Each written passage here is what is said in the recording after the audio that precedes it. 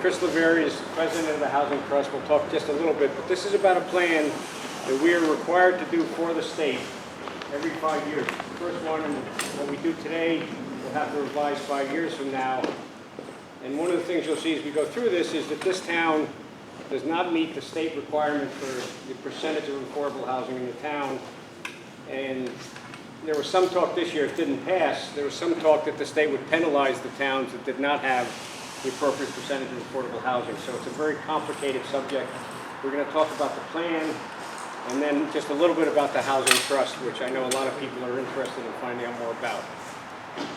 So we're going to talk about why are we doing a plan, what's the process, who's on the steering committee, the Town Plan of Conservation and Development, which was passed by Planning and Zoning, how many years ago, Debbie? POCD. For what? POCD, how many years ago? No. 5 or 6? 5.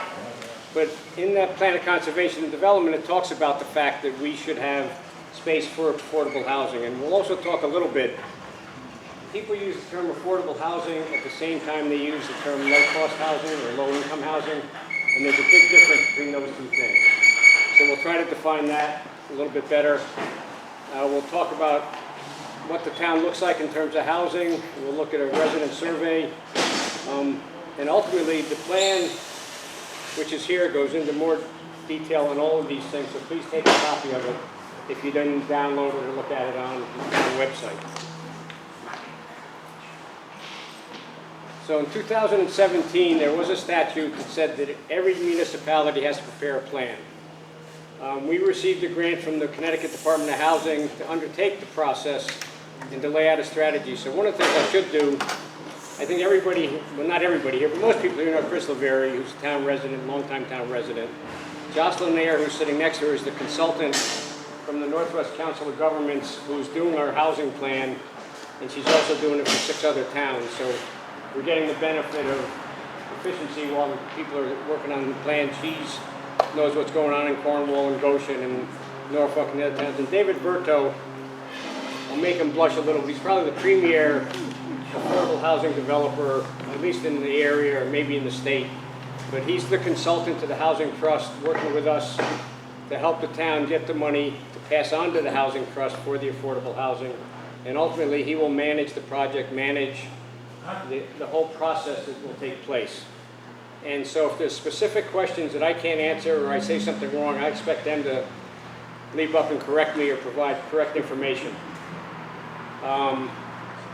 So there's a steering committee, myself, Ray Peck, who's here somewhere, one of the selectmen in the back row, Debbie, who's the zoning wetlands officer, Chris Laveri, who besides being president of the Housing Trust is also the chairman of the Planning and Zoning Commission, and then Bob Pulford, who's hiding behind me here, who's on Planning and Zoning and also chair of the Economic Development Commission. You'll see that we're talking about 25 new affordable housing units in total over 5 years. The Housing Trust is looking at 20 to 30 in total in that same amount of time. The initial plan looks like 20 units with a possibility of 10 more. But the goal we're setting for the town is 25 units, which still doesn't get us to the state goal, which is 10%. The 10% of our housing units should be affordable housing. Right now, we're at 1.83%. We've also tried to convince the state to lower that 10% goal to 5%, but there's a lot more pressure on the towns and in the legislature to keep it at 10%, and where that's going, I can't predict. Yeah. Did we do the 20%? Or did we do the 20 units? Or was that bigger something? There's about 1,700 houses, so if we went from 1.83%, which is about 20, it brings us up to about double, between 4 and 5. So we're going in the right direction. Right. It won't get us to 10. Nothing will get us to 10, I can foresee. Go ahead, continue. I said 150 more units. Yeah, but that's not in the cards anywhere. Right. We did a housing survey about a year ago. We got 250 people responded, which for a small town is a pretty good number. 21% of those people said that housing costs more than 30% of the income. And that's the definition of affordable housing. If your housing costs, your mortgage, your insurance, your utilities is 30% of your income. That's considered to be affordable. When we define affordable housing for the town, we look at the median income for the region, and for a family of four, that median income is roughly $100,000. They take 80% of that, so affordable housing for the average person in this region is housing that only costs 30% of $80,000, or about $24,000 a year, $2,000 a month for all housing expenses. 31 people were interested in accessory apartments on their property, which the Planning and Zoning Commission, I think, has passed, so that if people want to put an in-law apartment on their property for parents, for kids, however, they can do that. If we look around the average age of the crowd, there's a lot of people thinking about downsizing. We don't have a lot of options for people who own a big house to downsize at the moment. So if they want to stay in town, they have to go somewhere else where there's apartments or condos or the like. So downsizing is something people thought, that's the highest number up there, 50% thought that was an important issue. Senior housing goes right hand in hand with that. There's senior housing in Winstead, which is not something people are necessarily interested in. There's private senior housing in New Hartford, which has a long waiting list. And so if you want to stay in town and you want to downsize, you have to move out of town, which a lot of people do not want to do. And then the last thing is we don't have a lot of rental options. The last one is the cost of housing affects the town's ability to keep seniors in town. And that was, again, a very clear yes. The green bar is the number of people who thought that we were not able to keep seniors in town to a large degree because of rental options. Just move back a little bit. For the 30% for your housing cost, is that also including taxes on that as well? Like you're paying a property tax? Is that It's part of that 30%? It's all housing. Including anything that's, okay. Anything- Except for like cable and internet, it's not. No, that's necessary. optional, but it's Yeah. utilities. Utilities, taxes. If you own the house, obviously it'd be taxes. If you're Yeah. renting, it's your rent plus your utilities and your insurance. But somebody that owns the housing complex has to pay taxes on it, correct? Yes, and they would include that in the rent for the rental people. Which Yeah. makes it very hard to actually achieve the numbers that you're trying to do for the affordable housing But because. we'll talk a little bit more about that. What we've done in the last several months, we started out with the assessment. We did the survey. We have had 2 community forums on Zoom. The first one had pretty good attendance. The second one did not. And as much as we advertise, this is the best turnout we've had, and it's in person. Maybe people like in person better than Zoom, I don't know. But in any case, there's a draft housing plan here, which Jocelyn put together for us. And at the end of today, we'll take the feedback we get. The committee will meet again, and we'll try to finalize the plan. And again, I'm emphasizing plan, not approving, disapproving, going forward with affordable housing for the Housing Trust as yet. So and I mentioned affordable housing, there's a lot of words on here. The bottom line is if you look at the median income, 80%, so I used 4 people. The median income, 80% of the median income for this area is $82,000, and the median income is roughly $100,000 for a family of 4. Obviously, if you have a single person, the rent would have to be lower to meet that 30% threshold. And so we would be looking at 1-bedroom, 2-bedroom, 3-bedroom possibilities. We're looking at not just seniors, but also there's divorced couples where one of the couple wants a place to have their kids over when they're working. There's people starting out who don't want to mow a lawn and trim bushes. They want to be able to lock the door, and they don't have a lot of resources. So there's a lot of different options there. But For area median income, what is the area? Litchfield County. Okay. And this town is very close to the Litchfield County number. So Litchfield County's, again, I like to use the 4-person example just because it's $100,000 is easy to deal with. So the Litchfield County is about 100 and we're about 100. Am I right? Yeah. And there's one thing down at the bottom that you say, well, I just sold a house or I just bought a house for $250,000. It's affordable. The state doesn't count that for us because you could fix the house up and sell it at a higher price, particularly in today's market. People flip houses. So what you bought for an affordable price, you now sell for a not affordable price. So affordable housing, there's some controls on how you manage the price of the housing, how you manage the rent. And if you are getting state or federal money for affordable housing, you're obligated to keep that rent in the affordable range for the people who are living there. One of the things I would like to do, and see if I can make this do what it's supposed to, there's a little video, it's about 10 minutes if you can be patient, from people in, is it Kent, Jocelyn? There's 10. Talking about the affordable housing they put in there, and it's a very interesting little video. It's about 10 minutes. So if you can bear with me, we'll play that.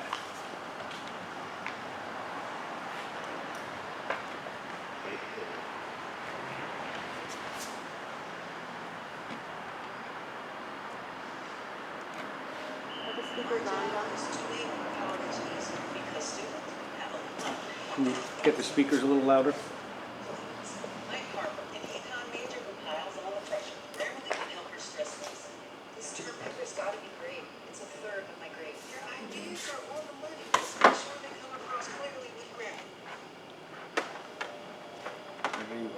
We're plugged in.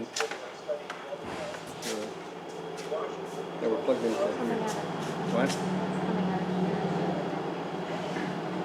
it's coming out of here.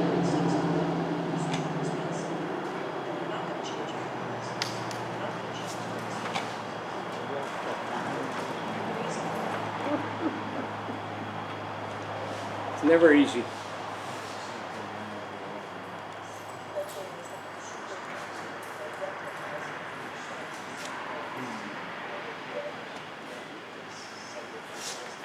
We need to attract young families or the town will die. But it's not showing on there. You know, in 20 years, by 2040, the population is going to diminish by about 22% to 2,400 people. And the population right now is about 3,500. Is that as loud as it'll go? To understand that in order to have a vibrant community, one needs to have economic incomes in it. And we need to take care of the nurses and healthcare workers. Affordable rental housing is really the entry point for a lot of these young families. But it's also a place where kids who grew up here can come back and stuff.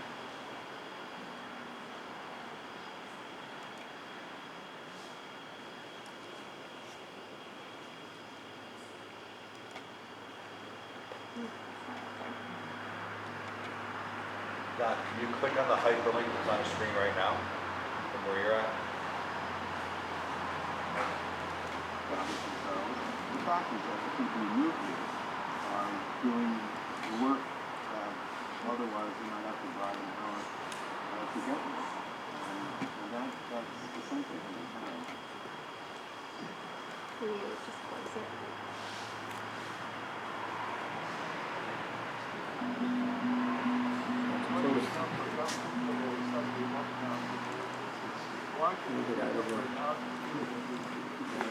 Do you want to play the video on the bottom right? Can you just hit full screen down there? makes sense to live here. There you go. And we're not going to change. Oh, we're on YouTube. We're not going to. Back it up.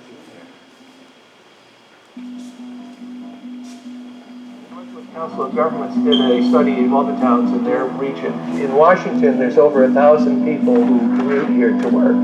People are moving away because really it doesn't make sense to live here. It's too expensive. And we're not going to change the food prices. We're not going to change the gasoline prices. We can very reasonably provide lower cost housing. It's been clear over the past 10 years that there's a much greater need for rental housing than we supposed. I think the average age is something like 60, and we need to attract young families or the town will die.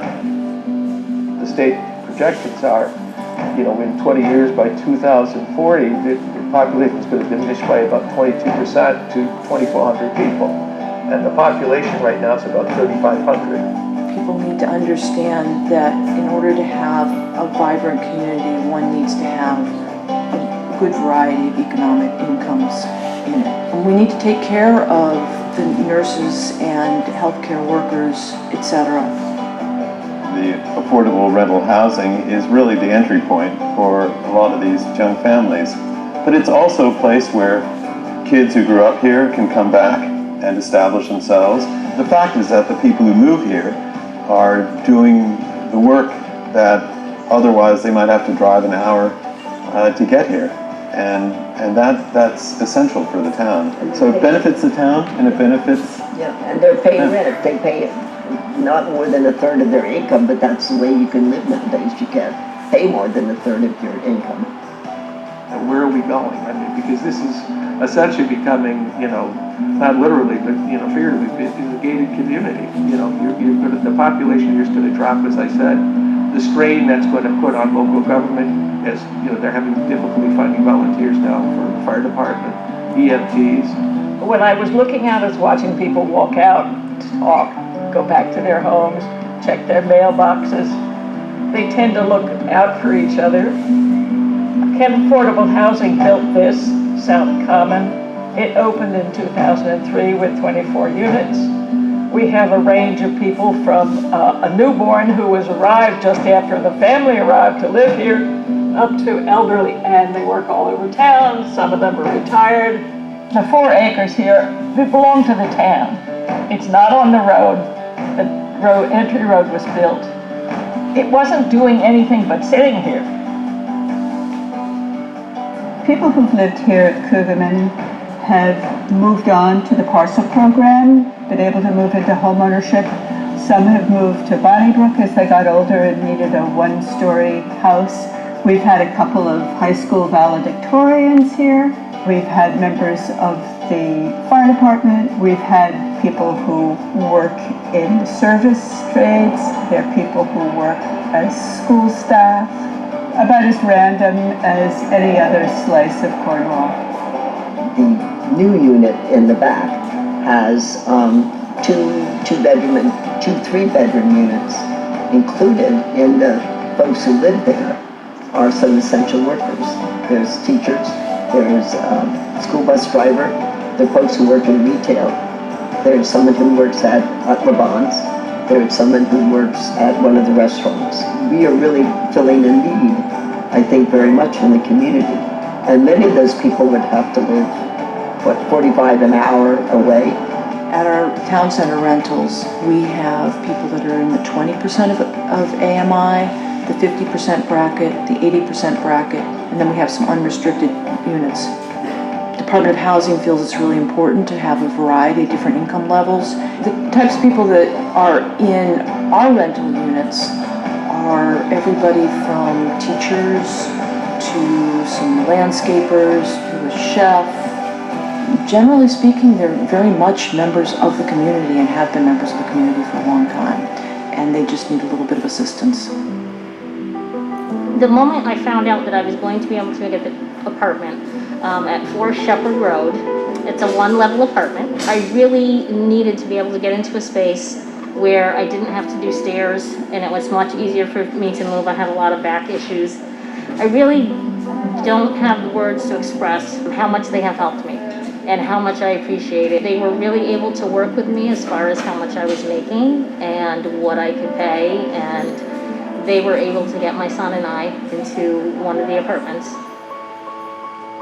The 2 houses here, brand new. The farmhouse, we totally renovated. Everything in it is new. Windows, roof, all new mechanicals. The way we set this up is we own the land underneath this, and then we do a 99-year lease. We are responsible for, when the properties are resold, to see that they are resold to people meeting those same area median income levels. The ideal thing would be to find other houses like this that we could take the land and subdivide. But right now, the cheapest house in Washington is about $549,000. Typically, there's around 70 to 80 houses on the market. Right now, there's 24. Where we are right now was built in the 1980s. It was very controversial. There were stinging letters written to the paper. It was not at all certain that people would be happy with it. In time, and it didn't take very long, it was understood to be essential and respected and enjoyed. Our small towns are not asked to pay for construction or operation of affordable housing. Therefore, property taxes in our towns do not increase by adding these types of housing opportunities. Construction funding comes primarily through the Connecticut Department of Housing, and we're very grateful for their essential partnership in creating new affordable housing options here. Our property managers also carefully vet all applicants who wish to live here, including income and background checks. Most applicants have close ties to the town already. They're moving to be closer to work or family, The professional property managers we hire to manage day-to-day operations, like Tammy here at Sarum Village, are terrific. And the other thing that I think is very important as a grandmother is that we've also brought some children to school.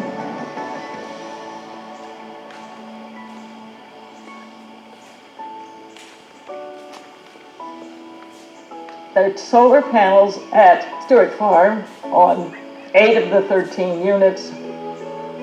The first summer, their electric bills were $9.12 a month because the sun was out beautifully. I've given you all the upsides. The downside is there's not enough because it takes 5 years to build a complex like this.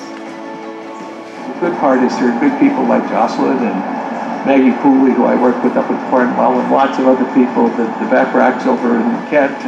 There are just lots of dedicated people that, put not just their financial resources, but, their time, which is more precious than anything, into, meeting these needs.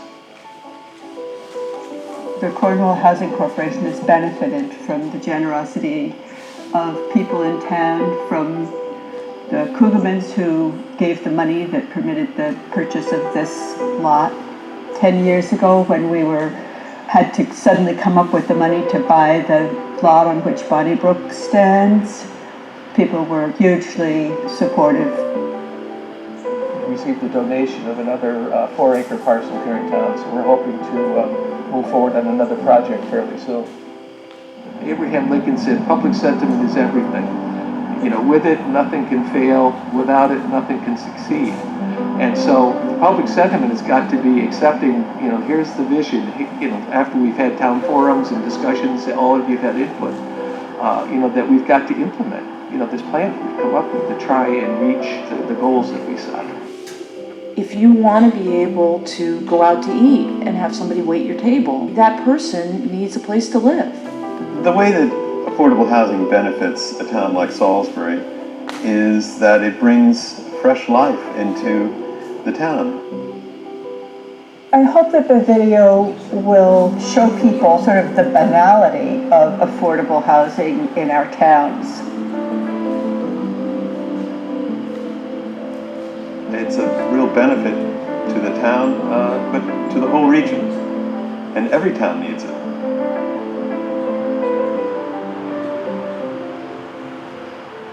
It's not charity, it's an investment. That's my top headline line. Negative voices are usually louder than positive ones. If your town is currently creating an affordable housing plan, they need your participation now.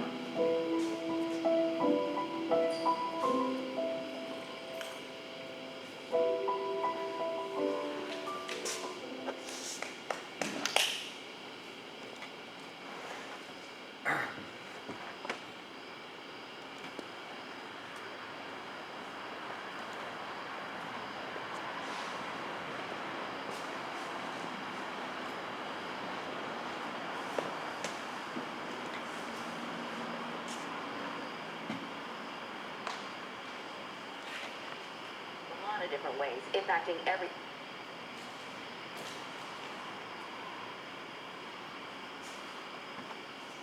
Okay, so one of the things I would like to point out again, when you look at those properties, they are not a slum, they are not a blight on the land, they've been done in a very attractive manner for those towns. Jocelyn, how many plans are you doing right now? I'm doing 6. 6. What towns? Norfolk, Goshen, Washington, Warren, Barkhamsted. Did I say Goshen? You said Goshen. Yeah.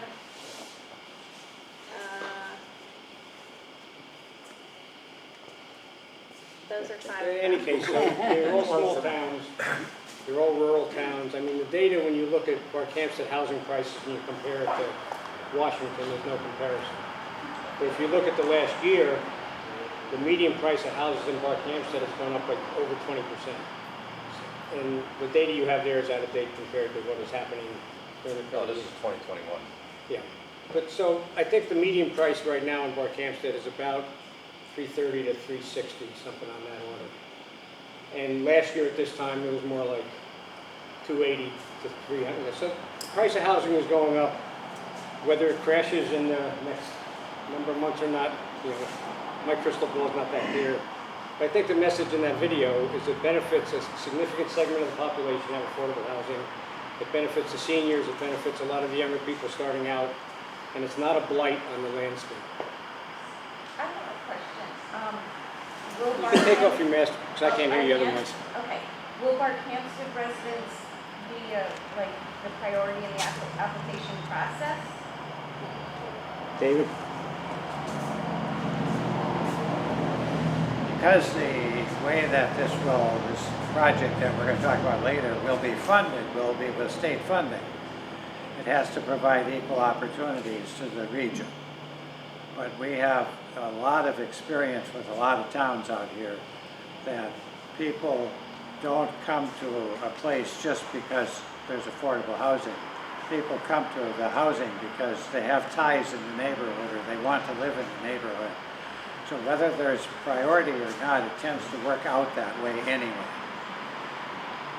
I'm not sure about, I mean, because sometimes people want to get out of certain school districts and come to certain schools. Sometimes people want to get out of certain school districts and come to certain school districts, so they do want to move out of town. And I do like that you're including seniors, they're my parents. And then I was wondering about the structure, if there's 1 floor or 2 floors. Well, right now, what you'll see, well, the architect's concept from a year and a half ago was all one floor units, except for the 3-bedroom ones, which would have a 2nd floor. And the 3-bedroom ones are usually more for, you know, single parents with kids or young parents starting out with kids where you need more room. So most of them are 1 and 2 bedroom, and they're all on 1 floor. But that's, again, that's conceptual. And by the time we get together a year from now and talk about what it might look like, it'll probably look different than it does today. So, here's a question too. Some of those towns that you're talking about, they are actually even more rural than Barkhamsted. I mean, we're pretty much, 50 minutes from Torrington. We're a lot closer than some of the nosebleed sections up in North Fork and everything else. One of the reasons too why housing prices did go up is because construction cost has risen dramatically because of, wood and everything else. So it's going to be pretty expensive to build something like that, and probably $3 to $4 million just for a 20 unit. That's probably conservative, depending on whether they're 1 bedroom or 3 bedroom, 2 bedroom, depending on the combination. So the question, how much is since you've done some of these before, what is the state of Connecticut, so the fixed cost is actually the construction of actually the building. What is the amount? I mean, would they be willing to give a small town that's 25% of our budget, because our budget's roughly 10 million, are they going to say, yeah, here's $4 or $5 million, or whatever, $3 million? I don't really want to take away from the plan we're supposed to be talking about tonight. Well, that's part of it, though. Sorry? I would think part of it is building it. That's part of the plan. Because it'd be I know it's getting a little ahead of the game. Let me back you up a minute, Rob. What we're talking about is a 5-year plan for where we'd like to get to. Yeah. The question you're asking is, what's the economics of something we're going to build? And we don't know what we're going to build yet. We don't know what the state will give us. So right now, what we're saying is we have a goal. We think we need affordable housing. We know we need affordable housing. We know we need seniors housing because people want to downsize. The economics, and I think what David was alluding to, is the economics are unknown until you design something, you apply to the state. For example, I'll tell you right now, we have an application in with the state that is mostly through the process. We're expecting we will get money from the state for paying back the bridge loan that the Housing Trust took to buy the land and doing all the architecture, engineering, pre-construction, drawings, going out to bid. So in a year from now, a year and a half from now, there will be meetings with planning and zoning to say, here's the concept for this housing development. 20 units on top of the hill on the right side of the farm, away from the stream, away from the pond, not in the wetlands, obviously. And at that point, it'll go to planning and zoning for approval. And assuming it's approved, at that point, with David's guidance, we'll go back to the state to say, how can you help us? What that is going to look like 2 years from now. But if it's not affordable, if it's not economical, then the equation changes. But all I can do is tell you where we're at today. Jocelyn? Well, I'll just add, again, you know, lots of other towns, as you saw in the video, have done this before. Correct. The projects are expensive. None of the towns have contributed any tax dollars to those projects. Most of the funding comes through the the Connecticut Department of Housing. Some comes through federal programs. But typically, we are able, because of David Berto, to get state and federal funding for construction and permanent financing of all of those projects. That's where all the money came from for all of those, For the other all the ones you see. So you yeah, saw. that's a big part of the fixed costs. Because all the variable costs are, you know, you get to maintenance, your upkeep, whether you're gonna have oil or you're gonna Yeah. have solar, et I cetera, mean, and so on. the ongoing maintenance costs are paid for by the rent, because all Right, of, yeah. you know, all of the folks are paying rent. They're paying 30% of their income, and that pays for the maintenance costs. Yeah. And so, and then the taxes as well would be incorporated into the rent too, because, Correct. you know, you're gonna have to pay taxes on Yeah, only, but- it's only like $80 You have a a business year. plan for how do you manage the complex? Sure. Especially when it comes to seniors, how is income determined for qualification purposes? Because seniors as a group tend to have relatively low income, but do tend to have relatively high wealth. Yes, the total attributed income is a combination of actual income and imputed income on your savings. So you don't look at the amount of savings, but the amount of income you would get from those savings as your income. So seniors with a modest amount of savings still qualify. Okay, let's see. I think we talked about pretty much the rest of this slide. Lack of rental housing, lack of senior rental housing in particular, number of affordable homes, and the number of homes that are considered to be cost burden based on the 30%. One of the things that is very important, and it strikes me, is we talk about affordable housing. It's not free housing. It's not what's called 830G or low-income housing. One of the things that people don't realize is if a developer came to Barcampton tomorrow and wanted to put in low-income housing under this state statute 830G, we have no say. He can buy a piece of property, he can put in this housing. Planning and zoning has no say. The Board of Selectmen has no say. They can build this low-income housing with no permissions from the town. So one of the things we're trying to do here is to say, you know, affordable housing is not low-income housing. I think the key issue here is that you must show proof of employment or retirement income. So you have to have some income. You're not just, you know, totally impoverished trying to move into one of these units. They would typically work where they currently work or where they get retirement income. And then a lot of employers in town are looking for help. You know, go to the restaurants in town, go to some of the shops. They can't find people right now because there's fewer and fewer young people living in the area. So one of the things this does is it might bring in a few young people who need to work at whether it's Sterling Engineering or it's the Coach Stop or, you know, any of the rest of the old Riverton Inn, that kind of thing. So we're trying to bring some people into work and we're trying to find places for people to downsize. So it's sort of a dual mission. And the property, the farm, was put into what was called an incentive housing zone a number of years ago, which allowed for denser housing than our 2-acre zoning. And that was approved by the town, by the planning and zoning. And that's the only incentive housing zone area in the town, is that farm right there. Because we looked at a number of properties in town and most of them weren't suitable for the purpose. I think we talked about this.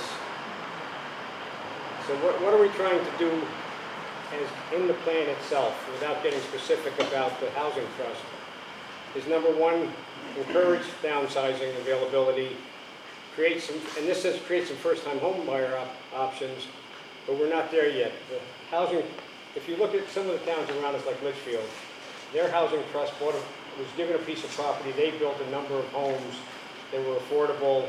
There's certain restrictions on buying those homes and what you can do when you sell it, how much money you can make. We're not at that point yet, but if you go to New Hartford, downstairs, the old Waring building, that's the kind of thing that was a first-time home buyer option. We want to improve rental options, and we want to keep seniors in their homes. And what that means is that we want to make sure that there's no rule, or not no rules, but the rules for putting in handicap ramps or elevators or ways to get people to live on one floor get easier for them, instead of having 3 flights of stairs to get up to a bedroom or to get into the house. The details on that is in the plan itself. We didn't go into that here. So the Housing Trust, Chris, you want me to do this or you want to do this? No, go ahead. Okay. So right now, the Housing Trust is a nonprofit corporation. It's a 501c3, which means charitable nonprofit. It is totally independent of the town. The town has put no money other than state grants into the Housing Trust. The town has no intentions of putting any money into the Housing Trust. So that's why we have people like David and Jocelyn to help us get grants, to help us get state money, etc. So the members of the board of directors, their names are up there. Chris Lavery, Walt Nix, who's here, Karen Brett, who's here, Debbie Bryden, Anita Deshane Desmond, Sherry Lyons, who's here, Julia Pattison, Tim Sullivan, who are not here. And Ray Peck and I are not members of that board because we're selectmen, and we feel it would probably be sort of a conflict of interest if we were involved in that and making decisions about how to deal with it. So what they've done is their mission is to ensure housing opportunities for all individuals and families who want to live in the town and critically maintain the rural character of the town. So when you see this poster board that David brought, what is envisioned up on the hill on the right side of the farm is very much in character with what we would like to have in town. They acquired that land. We're waiting now for the state to move, and the state never moves very fast, as we all know. But we're hopeful that by the end of the year, early next year, we'll be ready to move forward with the state grant. What can you do? Number one, come to meetings like this, ask questions, provide advice, tell us what you think, and we'll open it up for full questions on any of this in a moment. Volunteer. If you'd like to join the Housing Trust, please do. They can use more help. There's some thought about a housing commission, but that's sometime in the future. We haven't even given that any real thought. And that would be a town commission versus the Housing Trust, which is private. Some of the towns have